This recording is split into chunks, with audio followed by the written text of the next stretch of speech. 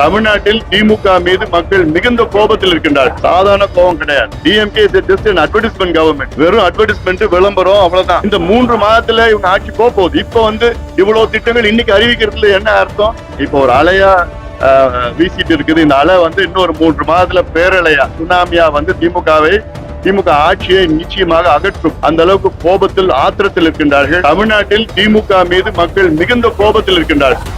இதுதான் நான் களத்துல பார்த்திருக்கிறேன். 100 நாள் நடைபயணத்துல சாதாரண கோபம் கிடையாது.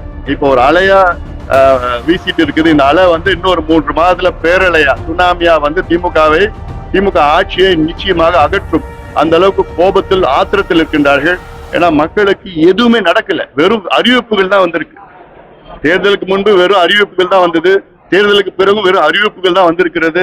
விளம்பர அரசு இது ஒரு advertisement government. DMK is just an advertisement government. வெறும் அட்வர்டைஸ்மெண்ட், விளம்பரம், அவ்வளவுதான். அறிவிப்புகள் இன்னொரு 4 மாதம் தான் இருக்கு. இன்னும் 3 மாதம் தான் இருக்கு. இந்த 3 மாதத்துல இவங்க ஆட்சி போகுது. இப்ப இவ்வளவு திட்டங்கள் இன்னைக்கு அறிவிக்கிறதுல என்ன அர்த்தம்?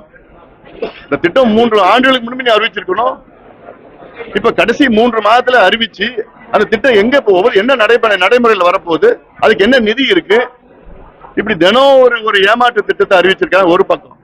ரெண்டாவது இந்த எஸ்ஐஆர் சம்பந்தமான திமுக நடத்திய போராட்டம் இது தேவையில்லாத ஒன்று.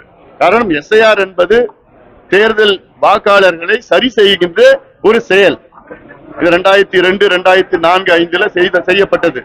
ஏன்னா இடைக்காலத்துல எத்தனை பேர் இறந்திருக்கிறாங்க, எத்தனை கள்ள ஓட்டு இருக்கு, எத்தனை பேருக்கு 2 வாக்குகள் இருக்கு, 2 இடத்துல வாக்குகள் இருக்கு, இதெல்லாம் களையெடுக்கணும்.